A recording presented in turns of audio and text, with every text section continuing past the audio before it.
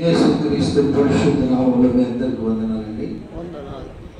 హల్లెలూయా హల్లెలూయా హల్లెలూయా హల్లెలూయా హల్లెలూయా హల్లెలూయా. సంతోషం, మనందరికి సంతోషం. పరిశుద్ధాత్మ దేవుని సహాయం వలన మనమందరూ కూడి రావడానికి, చేరి రావడానికి సహాయం చేశారు. అందును బట్టి మనము ఆయన పాద సన్నిధిలో ఉంటున్నాం. మరి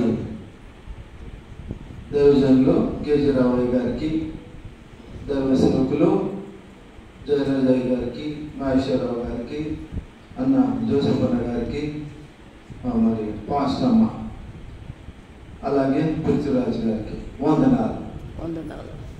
మీ అందరికి కూడా వందనాలు.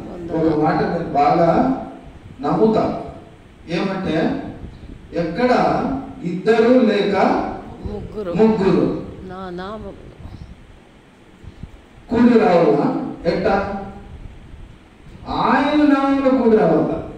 ఊరిక కూడి రావడం కాదు, ఆయన నామంలో కూడి రావడము మంచిది, శ్రేష్టమైనది. అంటే దాని యొక్క అర్థం ఏమంటే అక్కడ యేసు ప్రభువు వారు ఉంటారు. ఎక్కడ ఆయన నామంలో కూడి వస్తారో యేసు ప్రభువు ఉంటారు. మన లోకంలో చూస్తున్నాము, మందిరాలు ఉన్నాయి, ఆత్మలు లేరు. ఆత్మలు ఉన్నాయి, మందిరాలు లేవు. అయితే మన గ్రామానికి దేవుడు సుందరమైన, అందమైన మందిరాన్ని ఇచ్చాడు. అందును బట్టి ఆయన స్తోత్రాలు, వందనాలు. హల్లెలూయా హల్లెలూయా. దేవుని స్తోత్రం కలుగును గాక. మరి ఈ సమయము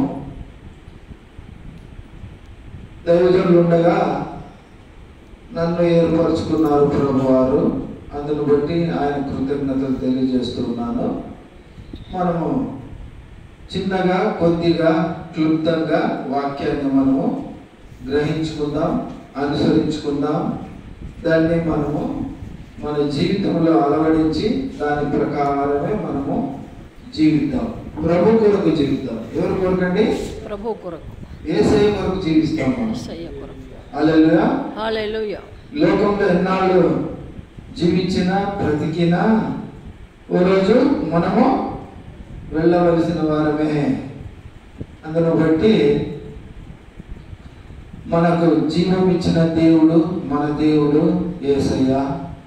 యేసయ్యను బట్టి స్తోత్రాలు, వందనాలు. ఆయన కార్యక్రమాలన్నిటిలోనూ ఆయన్ని మనము మహిమపరుస్తూ జీవిద్దాం. మరి ఈరోజు లెంట్ అని ఇంగ్లీష్లో అంటారు, లెంట్ అని కూడా అంటారు. లెంట్ అంటే మరి ఏదో కాదు, వసంతము అని అర్థం. ఏమండి లెంట్ అంటే ఏంటి? వసంతం. ఇప్పుడు వసంత ఋతువేగా, ఆకులన్నీ రాలిపోతున్నాయి, కొత్త ఆకులు చిగురిస్తున్నాయి. ఈ యొక్క కాలాన్ని ఏమని పిలుస్తారు? వసంత కాలం. కానీ ఇది వసంత మాసం. మనకి లెంట్ వసంత మాసం. 40 రోజులుగా ఈ రోజు నుండి మొదలుకొని ఆయన పునరుత్థానుడు అయ్యే వరకు ఈ యొక్క కాలాన్ని ఏమని పిలుస్తారు వాళ్ళు, మన వాళ్ళు క్రైస్తవులు? లెంట్ డేస్ అని పిలుస్తారు. కాకపోతే మనం తెలుగులో, భారతదేశంలో ఏమని పిలుస్తాం? దీన్ని శ్రమ రోజులు అని పిలుస్తాం. శ్రమ దినములు. ఏమండి ఏమని పిలుస్తారు? శ్రమ దినములు. ప్రభువు శ్రమ పొందారని. మరి ఈ రోజుల్లో క్రైస్తవులు ఏం చేస్తున్నారంటే ఉపవాసం ఉంటున్నారు. ఏమంటున్నారు? ఉపవాసం. ఉపవాసం ఎందుకు ఉండాలి? ఎవరు ఉండాలి? ఎలా ఉండాలా? కొద్ది మాటలు మనం విని అర్థం చేసుకుందాం. తెలిసిన వాళ్ళు అర్థం చేసుకోవాలా, తెలియని వాళ్ళు అర్థం చేసుకోవాలా. మరి దేవుడు పాత నిబంధనలోనూ మరి కొత్త నిబంధనలోనూ ఏం మాట్లాడుతున్నాడు? దేవుడు అంటే ఎవరు? యెహోవా. యెహోవా అంటే ఎవరు? యేసు అంటే ఎవరు? యేసుక్రీస్తు పరలోకం వదిలి తగ్గించుకొని భూలోకానికి రాకమునపు దేవుణ్ణి ప్రజలు యెహోవా అని పిలిచేవారు. ఏమని పిలిచారండి? యెహోవా. యెహోవా. ఇంగ్లీష్ వాళ్ళైతే జెహోవా అని పిలుస్తారు, మనమైతే యెహోవా. యేసు అంటాము, వాళ్ళు జేసు అంటారు.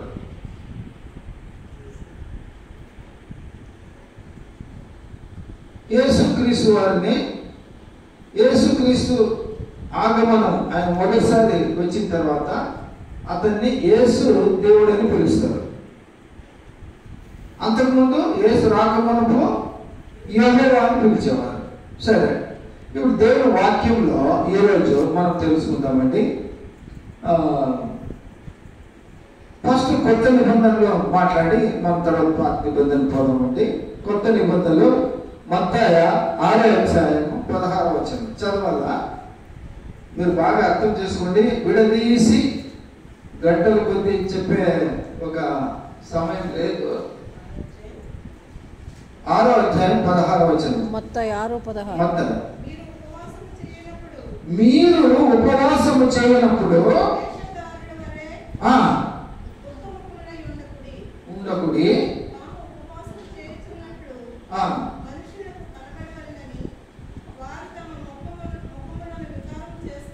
ముఖములను వికారం చేసుకుందురు.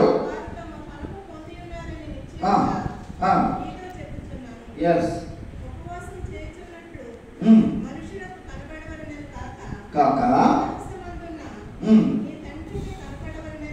అని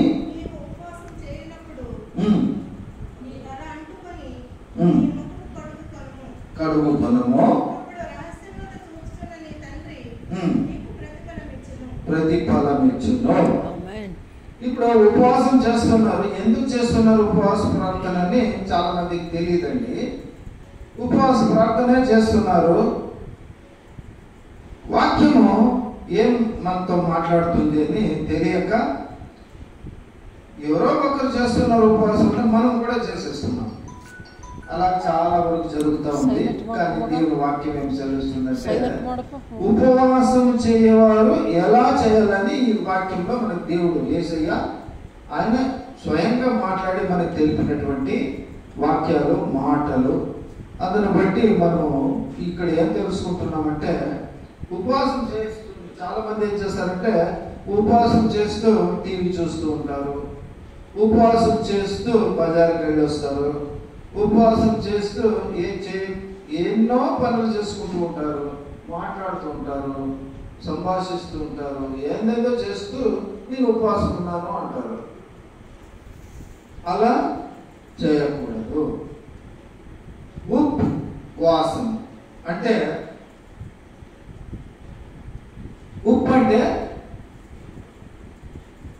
ఏమీ తినకుండా, వాసం అంటే దేవుని సన్నిధిలో నివసించుట. హల్లెలూయా. ఎలాగండి?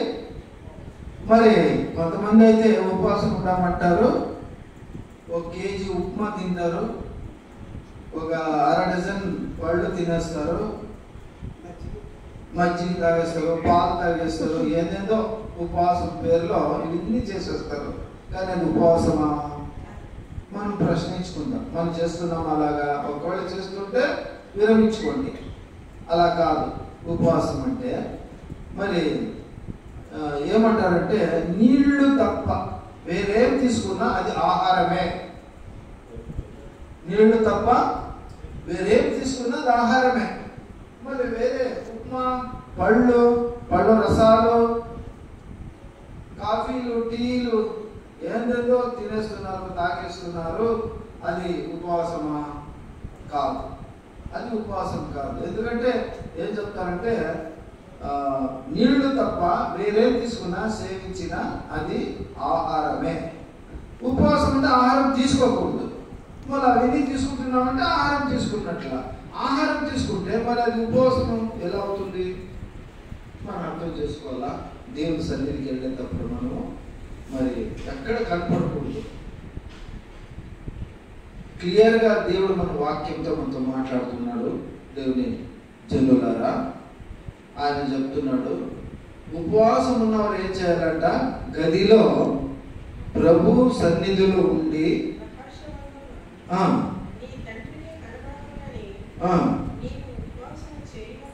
చేయునప్పుడు నీ తల అంటుకుని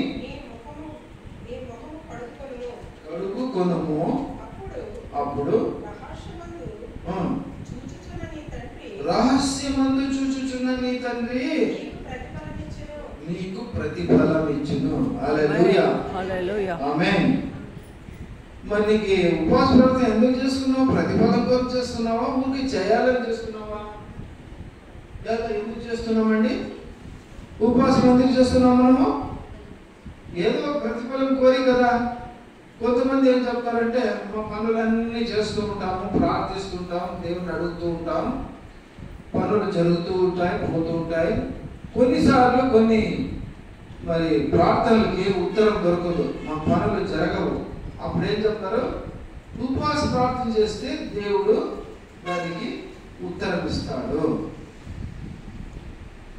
ఉత్తరం అంటే జవాబు, అంటే మన పని జరగాల, మనకు జయప్రదంగా జరిగించాల. తండ్రి అయిన దేవుడు ఆయన యేసుక్రీస్తు ద్వారా ఈ మాటలు మనకు పలికిస్తున్నాడు. అలా కాకుండా దేవుని సన్నిధిలో ఉపవాసం అంటే దేవుని సన్నిధిలో సమయం గడపాలా, ప్రార్థించుకోవాలా, బైబిల్ చదువుతూ ఉండాలా, పాటలు పాడుతూ ఉండాలా, సన్నిధిలో ఉండాలా, ప్రభు సన్నిధిలో ఉండాలి. వారు వాక్య ప్రకారం చేసినట్టయితే ఏమంటున్నా మనకేం జరుగుతుందట? ప్రతిఫలం జరుగుతుంది. అలా కాకుండా నీ సొంత పనులు చేసుకుంటూ ఏందో ఎక్కడో బాడీ ప్రెసెంట్ మైండ్ అబ్సెంట్ అంటారు కదా. అంటే మనిషి ఏమో అక్కడ ఉంటాడు, ప్రార్థన దగ్గర ఉంటాడు, కానీ ఆయన తెలివి, జ్ఞానాలు, ఆలోచనలు, ఊహలు అన్నీ ఎక్కడికో వెళ్ళిపోతాయి. అది దేవుని సన్నిధిలో ఉండవు. అలా కాకుండా ఉపవాసం చేసేవారు దేవుని సన్నిధిలో ఉండాలి. మన ఇంట్లో ఒక ప్రత్యేక స్థానం ఏర్పరచుకోవాలా ప్రార్థనకని, అక్కడ ఉండాలా, లేదా మందిరానికి వచ్చి మందిరంలో సన్నిధిలో మనము ప్రార్థించుకోవాలా. మందిరం అంటే ఏమని చెప్పాము? పోయినసారి వచ్చినప్పుడు కూడా మీకు బాగా చెప్పి వెళ్ళాను. మందిరం అంటే ఏంటి? ప్రభు అంటున్నాడు వాక్యంలో, ఆకాశమే నా సింహాసనము, భూమి పాదపీఠము.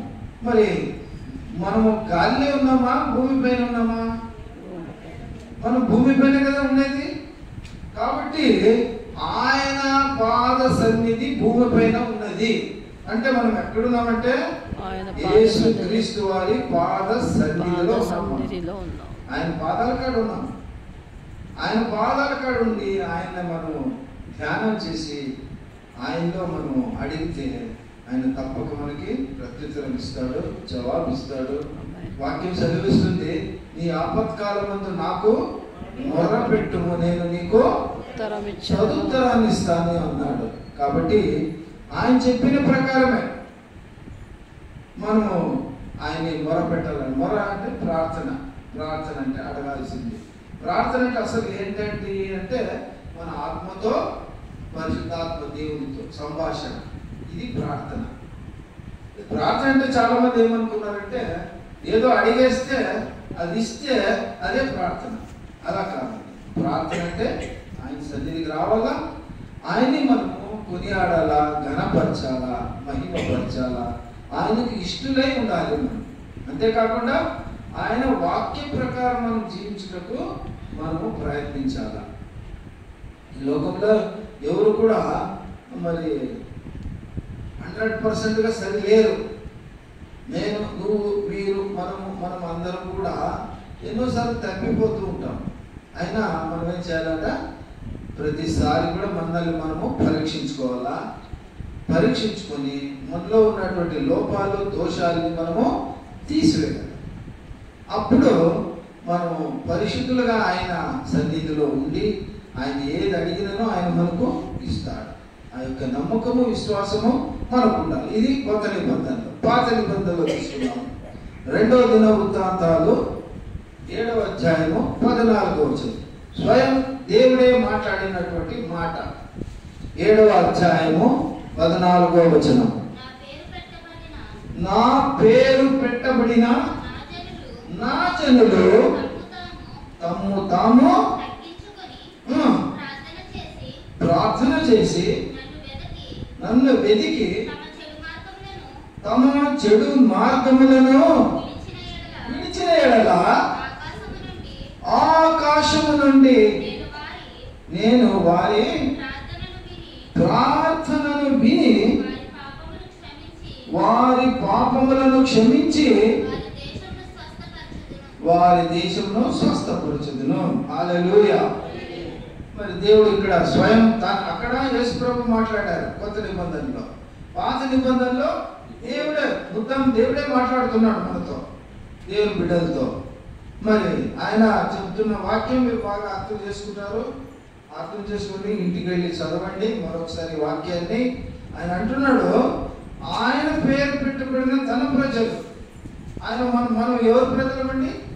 దేవుని బిడ్డలు కదా. నేను ఫస్ట్ యేసుని నమ్మినప్పుడు మనల్ని దేవుని బిడ్డలు అంటారని నాకు తెలియదు. ఒక ఆయన ఖమ్మం నుండి ఒక ఆఫీసర్ ఉండేవాడు. మిమ్మల్ని ఏమంటారు తెలిసేమయ్యా అన్నాడు. ఏమంటారు? క్రైస్తవులు అంటారు. కాదు, దేవుని బిడ్డలు అంటారు అన్నారు. అవునా, నాకు తెలియదు. మనల్ని ఏమంటారు ప్రపంచం వారు? దేవుని బిడ్డలు. మన ఎవరి బిడ్డలు అండి? దేవుని బిడ్డలు. అంటే దేవుని మాటలు వినాలి మనం కదా. దేవుని మాటలు అంటే ఏంటి? వాక్యాలు, బైబిల్ ఉన్నటువంటి వాక్యాలు, మాటలు, ఇవన్నీ కూడా మన కొరకే కదా ఆయన రచించింది. కాబట్టి ఈ సమయంలో మనము వాక్యాన్ని ఏంగా అర్థం చేసుకోవాలంటే, నా పేరు పెట్టబడిన నా ప్రజలు అంటున్నాడు ఆయన మనల్ని. మనము చాలా మట్టుకు ఇప్పుడు మాన్పించేసాం. మనము బ్యాప్టిజం తీసుకున్న తర్వాత పేర్లు మార్చుకుంటారు మనవాళ్ళు. అవునయ్యా, ఇక్కడ ఉందా పద్ధతి? ఉంది కదా, మారిపోతుంది. ఎవరి పేరు పెట్టుకుంటారు? దేవుని పేరే పెట్టుకునేది కదా. అదే అనేవాడు అక్కడి నుంచి వచ్చింది. పితరులు, మన దైవజనులు వాళ్ళు పెట్టిన పద్ధతి. వాక్యాన్ని వారు సరిగా అర్థం చేసుకుని వాక్య ప్రకారమే వాళ్ళు అన్ని కార్యక్రమాలన్నీ చేసుకుంటూ వచ్చారు. బాప్టిజం తీసుకున్న తర్వాత తప్పనిసరిగా మనము పేరులో మార్చుకుంటున్నాం లేదా జత చేస్తూ ఉన్నాం. పాత పేరుకు కొత్త పేరు అంటే దేవుని పేరు పెట్టుకుంటున్నామా? అవును కదా, పెట్టుకుంటున్నామా? బాప్టిజం తీసుకున్న వాళ్ళు మరి వాళ్ళకి వారి పేరు పాత పేరుకు కొత్త పేరు దేవుని పేరు. అందుని బట్టి దేవుడు అంటున్నాడు, మరి నా ప్రజలు ఎంత ఏమంటారు? ప్రేమ, దేవుని ప్రేమ. ఎవరైనా అంటారా నా ప్రజలు, నా బిడ్డలు, నా వారు, నా సొంత వారు? చాలా తక్కువ కదా. ఎవరైనా అంటారా మనల్ని నా బిడ్డలు, నా ప్రజలు అని? ఎవరు అన్నారు? దేవుడు అంటున్నాడు, యేసయ్య అంటున్నాడు, నా పేరు పెట్టుకున్న నా ప్రజలు. మనం ఎవరి ప్రజలమండి? దేవుని ప్రజలు. మరి ఆమె యోహాను సువార్త 1వ అధ్యాయము 12వ వచనం ఏమని పిలుస్తారు చూడండి.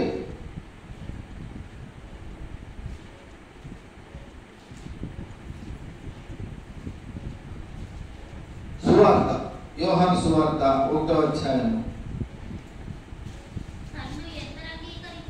తన్ను ఎందరు అంగీకరించారో వారందరికీ, అనగా తన నామమందు విశ్వాసం ఉంచిన వారికి దేవుని పిల్లలగుటకు ఆయన అధికారమును అనుగ్రహించెను. చూడండి ఎంత భాగ్యం మనకి. మనం ఎవరంటే ఇప్పుడు ఆయన పిల్లలము. ఆయన పిల్లలమని అధికారపూర్వకంగా మనం చెప్పుకోవచ్చు. దేవుడు అంటున్నాడు, ఏమంటున్నాడు? నా పేరు పెట్టబడిన నా ప్రజలు. ఇక్కడ ఏమంటున్నాడు? ఆయన ఎందరు అంగీకరిస్తున్నారో దేవుడని, తండ్రి అని, రక్షకుడని, లోకరక్షకుడని, సత్యమైన దేవుడని, నిత్యమైన దేవుడని, మనకు నిత్య జీవం ఇచ్చే దేవుడని ఎవరైతే అంగీకరిస్తున్నారో వాళ్ళందరికీ అధికారం ఇస్తున్నాడు ఆయన. నా బిడ్డలు, నా పిల్లలు, నా ప్రజలు. మనము యేసు స్వామినే కదా నమ్మింది, మనము యేసు క్రీస్తునే కదా. మరి మనమందరూ ఆయన పిల్లలమే కదా, ఆయన ప్రజలమే కదా. మనకి ఆయన చెప్తున్నాడు, మనం ఏం చేయాలట? మనకు స్వస్థత లేదు, అద్భుతాలు లేవు, ఆశ్చర్య కార్యాలు లేవు,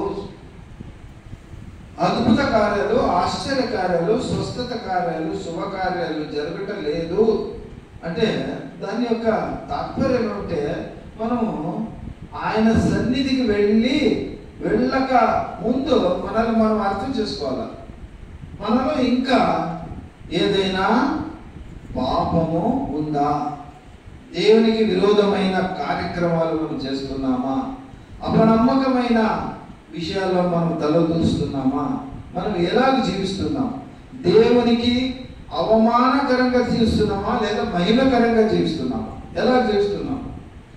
మహిమకరంగానే మనం జీవిస్తూ ఉన్నది. అలాగే జీవిస్తూ ఆయన సన్నిధికి వెళ్ళి మనం ప్రార్థిస్తే ఆకాశం నుండి, ఎక్కడ నుండి? అమెరికా నుండా? లేదు. ఎక్కడ? రాజమండ్రి నుండా? లేదు. ఎక్కడ నుండి అమ్మా? ఆకాశం నుండి. ఎందుకు ఆకాశము? మన పరలోకం ఎక్కడుందండి? ఆకాశంలో. ఆకాశం ఎక్కడుందండి? ఆకాశం 3: కింది ఆకాశము, మధ్య ఆకాశము, పై ఆకాశం. దేవుని పరలోకం ఎక్కడుందండి అంటే పై ఆకాశం. ఆకాశం, ఆకాశం పైకి ఉండే ఆకాశంలో దేవుని సింహాసనం ఉంది. అక్కడ ఏం జరుగుతూ ఉంటుందంటే నిత్యము, ఎల్లప్పుడూ తండ్రి అయిన దేవుడు, సృష్టికర్త అయిన దేవుడు ఆయన సింహాసనం ముందు ఉండగా అతని ముందు వేల కోట్ల కొలది దూతల చేత ఆరాధింపబడుతూ ఉంటాడు. ఆయన అటువంటి స్థలంలో నుండి ఆయన ఏం చేస్తాడట? మనల్ని ఆశీర్వదిస్తాడు. హల్లెలూయా. ఏం చేస్తాడండి? ఆశీర్వదిస్తాడండి. మరి మనము తగిన రీతిలో తగిన వాక్యం ప్రకారం మనము జీవిస్తున్నామా? మనల్ని మనము ఒకసారి ప్రశ్నించుకుందాం. మనం ఏం చేయాలి? ఇప్పుడు ప్రశ్నించుకున్నాం. దేవునికి ఇష్టకరంగా మనం జీవిస్తున్నామా లేదా మనకి ఇష్టకరంగా జీవిస్తున్నామా? అది ముఖ్యమైన ప్రశ్న. ఇప్పుడు ప్రియ దేవుని బిడ్డలారా, దేవుడి ఈరోజు నీతో నాతో మనందరితో మాట్లాడుతూ ఉన్నాడు. మన పాపములను వదిలి ఏం చేయాలి? ఇప్పుడు మన పాపాలని వదలాలంటే దేవుని వాక్యం ఏం సెలవిస్తుందంటే విసర్జించుట. ఏముంటుందండి? విసర్జించుట అంటే ఏంటి? మీకు అర్థమైందా? వదిలిపెట్టిన తర్వాత మరి తీసుకోరాదు. ఇప్పుడు బంగారం కింద పడింది, ఏం చేస్తాం? తీసుకుంటాం. ఒక మనిషి బంగారు కమ్మలు వేసుకుని చనిపోయింది, వదిలేస్తామా? అవి రాకపోతే చెవైనా కోసేస్తాం. అవునా? అలాంటిది కాదు. దేవుడు ఏమంటున్నాడంటే, ఇంకొక ఉదాహరణ అంటే, మనము ఎంగిలి ఉమ్ముతాము, వాపస్ తీసుకుంటామా? లేదు. అది విసర్జించుట అంటే ఒకసారి వదిలేసిన తర్వాత మరలా దాన్ని తీసుకోకూడదా? తీసుకోకూడదు. హల్లెలూయా. ఏం చేయాలి మనము? ఇప్పుడు పాపములను విసర్జించాలంటే ఒకసారి వదిలిన తర్వాత మరి ఆ పాపాన్ని మనము పట్టుకోకూడదు, ముట్టుకోకూడదు, తీసుకోకూడదు. అలాగే ఎంతమంది ఉంటున్నారు? మరి నీ పాపాల కొరకు యేసుక్రీస్తు శిలువలో ఆయన ఏం చేశాడు? ప్రాణం పెట్టాడు. మరి ఆయనకి ఎందుకు వచ్చింది శిక్ష అంటే, ఇప్పుడు బాగా అర్థం చేసుకోండి. మనమందరము పాపులుగా ఉన్నాము ఒకప్పుడు. ఎందుకు పాపులుగా ఉన్నామంటే పాపం మనలో ఉంది. ఇప్పుడు తప్పు చేసిన వాడికి, అపరాధం చేసిన వాడికి, పాపం చేసిన వాడికి శిక్ష రావాలి. శిక్ష రావాలంటే ఇప్పుడు యేసు స్వామి ఏం చేస్తున్నాడు? నా తరపున పాపం ఉంది, పాపం ఉన్న వాడికి శిక్ష రావాలి. అవునా?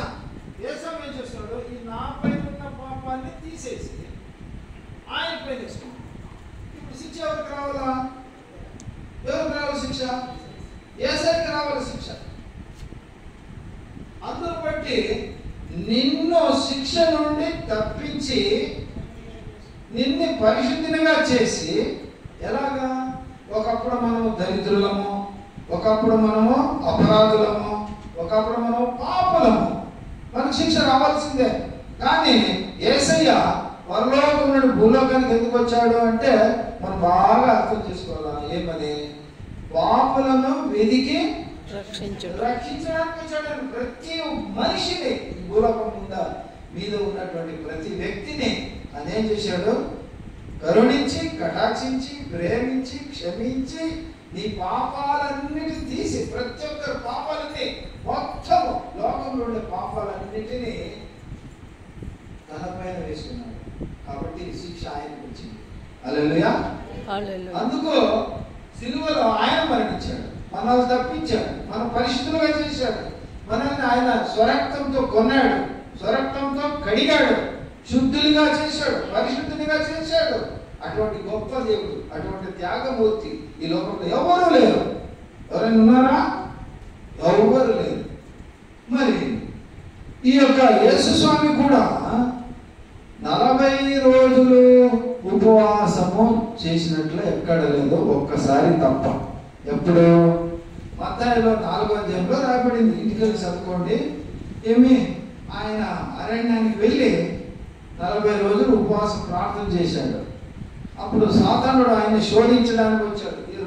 ఆకలికున్నాడని ఈ రాళ్లను రొట్టెలుగా చేసి తిను, లేదా ఈ ఆకాశం పైకి రా, కింద ఉండే లోకాలన్నిటిని నీకు ఇస్తా, నేను చెప్పినట్టు చేయి అంటాడు. అప్పుడు యేసుక్రీస్తు వారు ఏం చేశారంటే సాతానుని గద్దించాడు. హల్లెలూయా. సాతాను ఏం చేశాడండి? అందుకే మనం ఏం చేస్తామంటే దయ్యాలు పట్టిన వారిని తీసుకొచ్చినప్పుడు హల్లెలూయా హల్లెలూయా వెళ్ళిపో అంటే పోతుందా? పోదు. ఏం చేయాలి? మనము గద్దించాలి. గద్దిస్తేనే పోయేది అది, లేకపోతే పోదు. నాకు తెలీదు, జార్ఖండ్లో ఉన్నాను, ఒక అబ్బాయికి బైబిల్ కాలేజీలో ఉన్నాను, ఒక అబ్బాయికి వచ్చేసింది. నేను ఇంకో పాస్టర్ ఇద్దరు ఉన్నాను. అప్పుడు స్టూడెంట్స్ అంతా పరిగెత్తి వచ్చారు. అయ్యా దయ్యం వచ్చింది రండయ్యా అని. పాస్టర్లు మేమిద్దరమే ఉన్నాం, అందరూ వెళ్ళిపోయినారు, మీటింగ్ అయిపోయింది. నెక్స్ట్ తెల్లారాక మా ప్రయాణం, మేము అక్కడ ఉన్నాం. రాత్రి మేము పోయి అన్న ప్రార్థన చేయండి అన్నాను.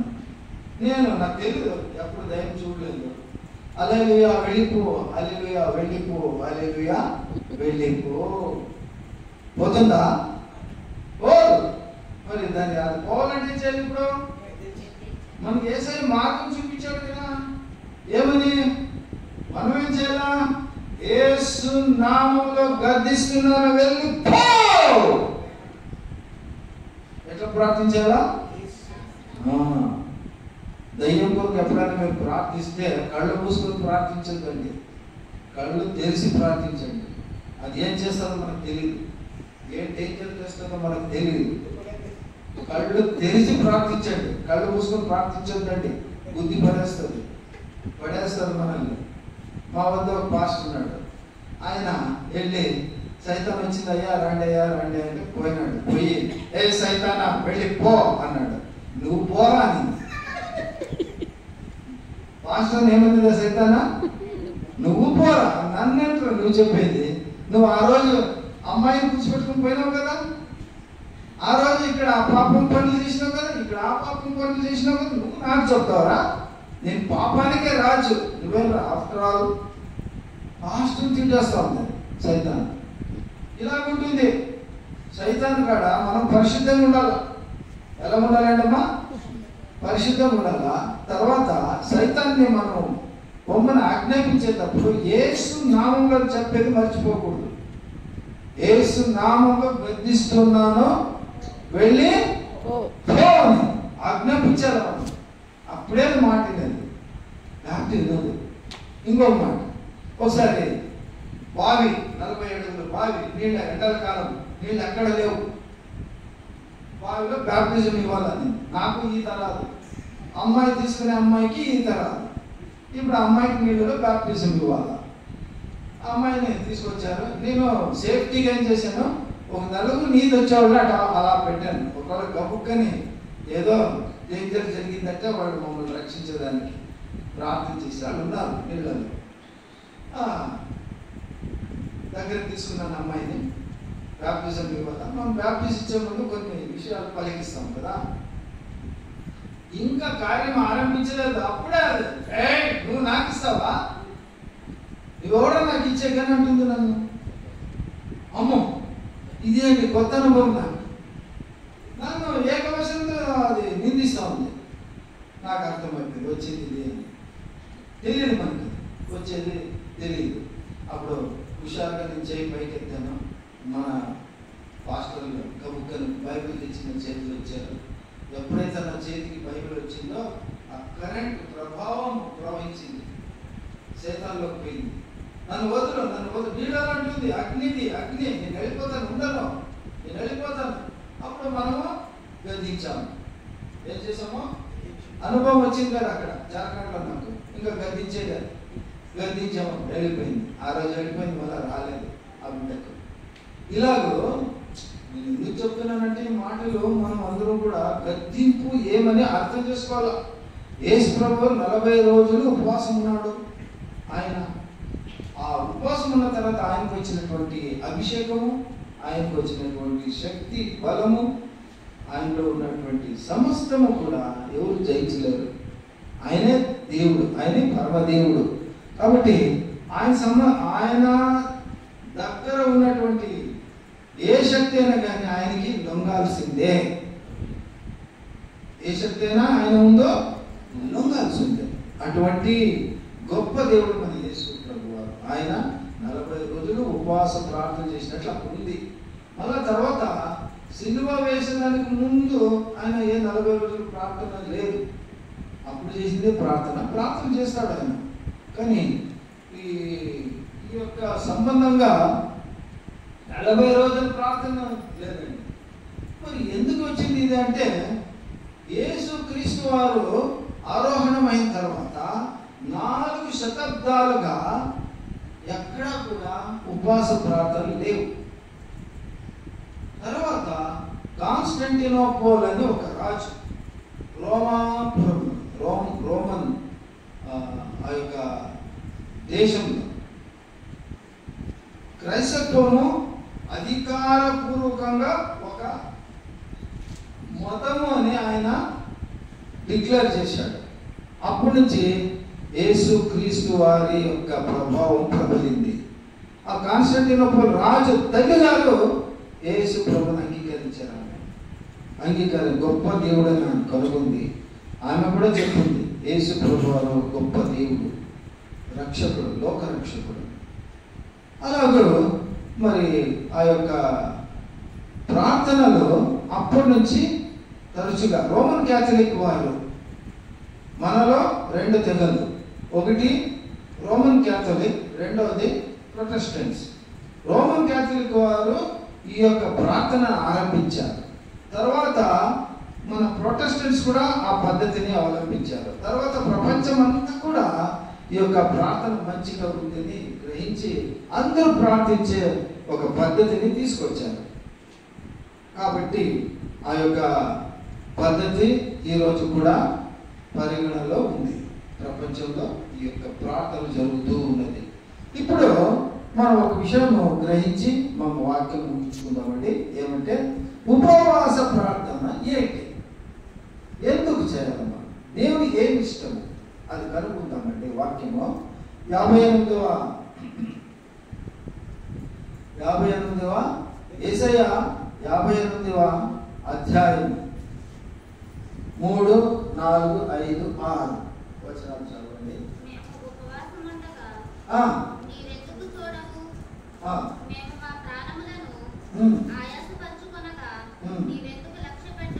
ఎందుకు లక్ష్య పెట్టవు అందులో నీ ఉపవాస దినము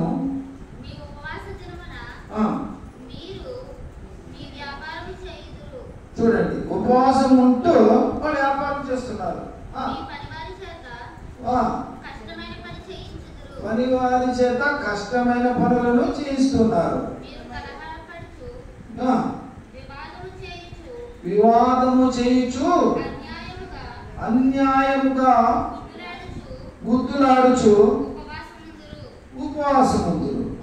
మీ కంఠధ్వని పరమున వినబడినట్లుగా మీరు కూడా ఉపవాసముందురు. ఉందురు. అట్టి ఉపవాసము అనుకూలమా? ప్రభుకు అనుకూలమా? కావాలా ప్రభుకది? మనుష్యుడు తన ప్రాణమును బాధపడవలసిన దినము వట్టిదేనా?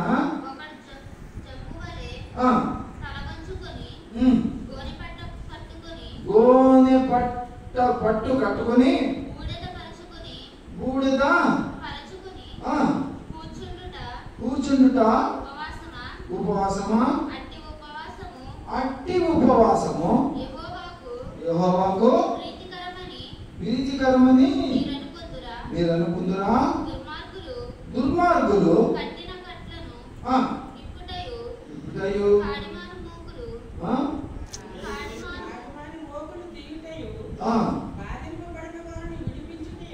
బాధపడు వారిని విడిపించుటయు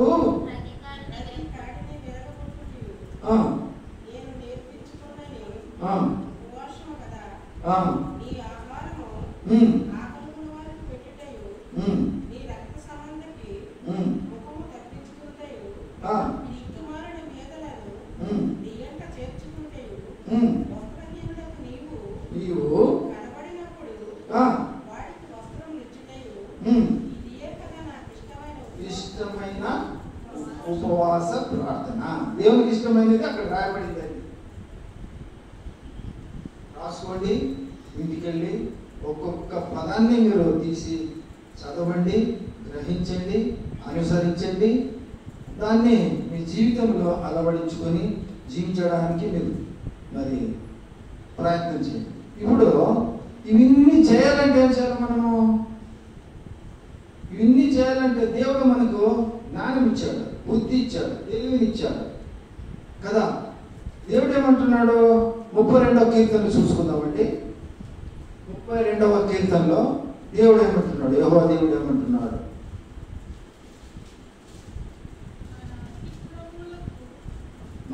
మన అతిక్రమములకు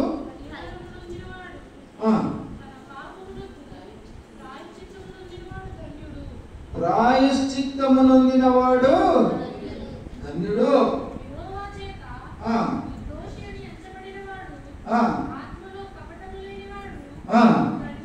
ధన్యుడు.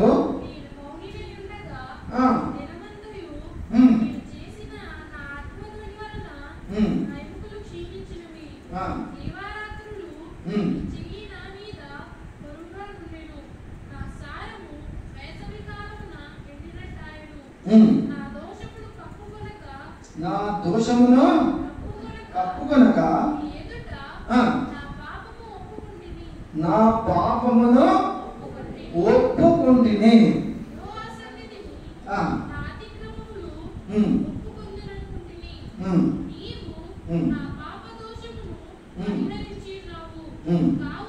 కావున నీ దర్శన కాలమునందు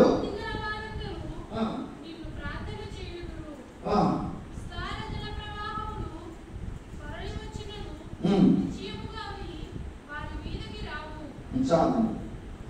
ఇప్పుడు మనం 2 విషయాలు, ఇన్ని మాటల్లో 2 విషయాలు మనము గ్రహించాలి. ఏంటంటే మనము ప్రాయశ్చిత్తపడాలని, ప్రాయశ్చిత్తం కలిగి ఉండాలి. మనం అంటే ఇంగ్లీష్లో ఏమంటే రిపెంటెన్స్.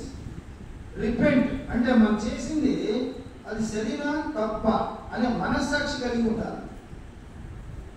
దేవుని దగ్గర మనం యథార్థంగా ఉండాలి. అన్నీ కూడా నాటకాలు ఆడకూడదు. దేవుని దగ్గర డ్రామాలు ఆడకూడదు. మనుషుల దగ్గర జరుగుతాయి. దేవుని ముందు మనం యథార్థంగా ఉండాలి. హల్లెలూయా. ఎలా ఉండాలండి? యథార్థంగా ఉండాలి. ప్రాయశ్చిత్తం ఉండాలి మనిషిలో.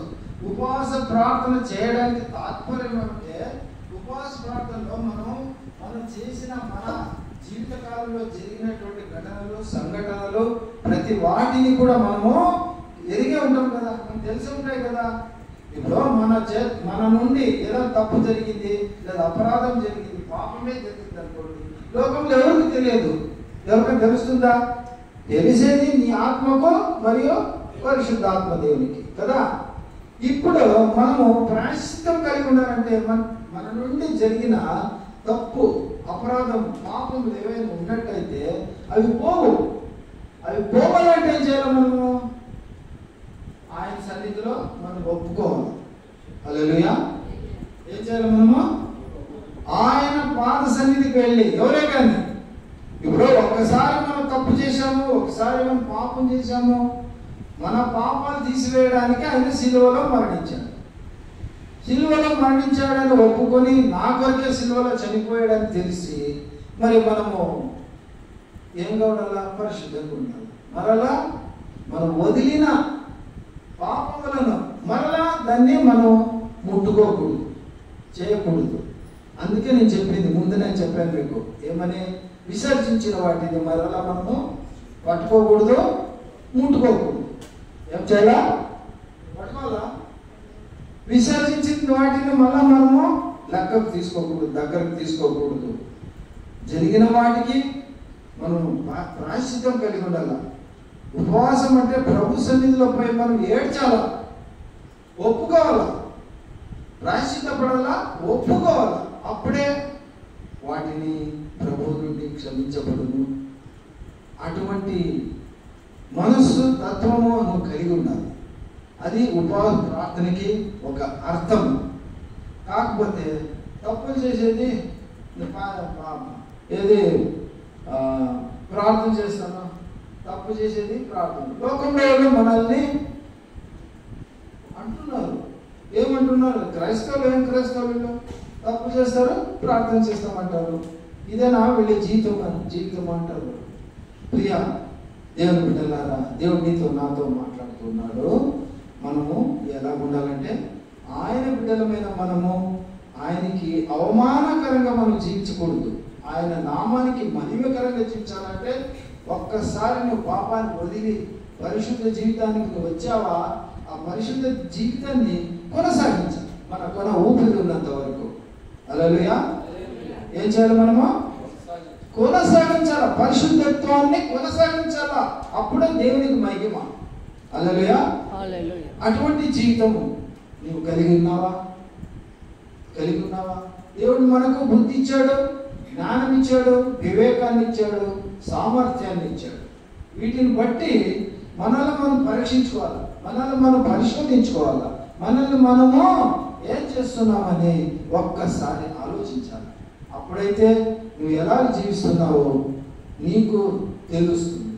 అది ఆయనకి ఇష్టకరమా, తండ్రి అయిన దేవునికి ఇష్టకరమా, యేసయ్యకి ఇష్టమా? కాదు. కాబట్టి ఆయనకి ఇష్టకరమైనదేమి 58వ యెషయా 58లో మనం చూసాము. 6వ వచనంలో ఏమని, ఆయనకి ఇష్టమైనవి మనం చేయకుండా వేరే ఏమో చేస్తున్నాం మనం. కాబట్టి ప్రియా దేవుని జనమా, మీరు ఆయన యొక్క వాక్యాలని మీరు అర్థం చేసుకోవాలా, గ్రహించాలా, అనుసరించాలా. వాటి ప్రకారం మనం జీవించడానికి మనం సహాయం చేయాలి. ఊరికే ఉపవాస ప్రార్థన చేస్తున్నామని ప్రపంచానికి చూపించడానికి మనం యొక్క ఉపవాస ప్రార్థన చేయకూడదు. అది దేవునికి ఇష్టం లేదు. దేవునికి ఇష్టమైనవి ఏమంటే పేదల్ని కాపాడు, వాళ్ళు సహాయం చేయి. ఎవరైతే కష్టంలో ఉన్నారో, దుఃఖంలో ఉన్నారో, వ్యసనంలో ఉన్నారో, బాధలో ఉన్నారో, మరి రోగంలో ఉన్నారు, వారి కాడికి వెళ్ళి మనము యేసయ్యని నమ్ముకో, యేసయ్యకి సహాయం చేస్తే నీవు వాటి నుండి విడుదల పొందుతావు కదా అని వారికి మనము యేసయ్య పైన విశ్వాసాన్ని పెంపొందింపజేసే మాటలు మాట్లాడాలి, వారు బలపరచాలి, వారి కొరకు ప్రార్థించాలి. నీ కాడ దేవుడు ఇచ్చినట్టయితే డబ్బు ఉంటే కూడా నీకు సహాయం చేయాలనిపిస్తుంది, డబ్బిచ్చినా తప్పలేదు, దానికి ప్రతిఫలం దేవుడు నీకు ఇవ్వబోతున్నాడు, ఇస్తాడు కూడా. ప్రియా దేవుని జనమా, ఈరోజు దేవుడు నీతో నాతో మాట్లాడుతూ ఉన్నాడు. ఆయనకి ఇష్టమైనవి అవే మనం చేయాలి. ఉపవాస ప్రార్థనలో చేయడానికి మనం పూనుకోకూడదు. అటువంటి కార్యాలు మనం చేసిన వారైతే ఉపవాస ప్రార్థనకి అర్థమే లేదు. ఉపవాస ప్రార్థన ప్రబలంగా ఉండాలా. ఉపవాస ప్రార్థనల ద్వారా మన కష్ట నష్ట సంకష్ట వీటన్నీ తొలగి మనం ప్రభువు మనం చేసే ఉపకారమును బట్టి మనం ఎల్లప్పుడూ కూడా అతన్ని మనము ఏమి ప్రార్థించేవారుగా ఉండాలా, ఆయనకి ఇష్టమైన పనులనే చేసేవారుగా ఉండాలా. అందును బట్టి దేవుడు మనల్ని ఆశీర్వదిస్తాడు. అని అంటున్నాడు కదా, నా పేరు పెట్టబడిన నా ప్రజలు వారి పాపములను వదిలి నా దగ్గరకు వస్తే నేను ఆకాశం నుండి వారిని ఆశీర్వదిస్తాను, వారి ప్రదేశాన్ని ఆశీర్వదిస్తాను. అంటే సమృద్ధిని ఇస్తాడు. వృద్ధి, అభివృద్ధి, సమృద్ధినిచ్చి కాచి కాపాడేది మన దేవుడు. ఆయన యొక్క శిలువ మరణము ఇంకా 40 రోజులు ఉంది. ఈ 40 రోజులు లెంట్ డేస్ అని పిలుస్తారు, ఇవి శ్రమ రోజులను పిలుస్తారు. ఈ రోజుల్లో మనము మరి ఉపవాసం కూడా, ఈరోజు ఎంతమంది ఉన్నారు ఉపవాసం ప్రార్థన ఏమీ చేస్తున్నాం. నేను ఉపవాసం లేదు, మీరున్నారా అన్నారు. దేవుని స్తోత్రం. కనీసం ఒక్కరైనా ఉన్నారు. కాబట్టి ఈ 40 రోజుల్లో ఉపవాస ప్రార్థన చేసేటప్పుడు మనం ఎలా చేయాలని ప్రభు మనకు నేర్పించాడు, చూపించాడు వాక్యం ద్వారా. కనీసం ఒకరోజు, 40 రోజులు ఒక్కరోజైనా అతని సన్నిధిలో ఉపవాసం ఉండి ప్రార్థించు. ఆయన అడుగు, ఆయన నీకు సదుత్తరాన్ని ఇస్తాడు, నిన్ను కాపాడుతాడు, నిన్ను రక్షిస్తాడు, కరుణిస్తాడు, నిన్ను సంరక్షిస్తాడు, అన్ని విధములా మనల్ని ఆయన సంతోషపరుస్తాడు. అటువంటి గొప్ప దీవెనలు పరిశుద్ధాత్మ దేవుడు నీకు, నాకు, మనకు కలుగజేయును గాక. ఆమేన్. ఆమేన్. వందనాలు. Praise the Lord. హల్లెలూయా. తప్పకుండా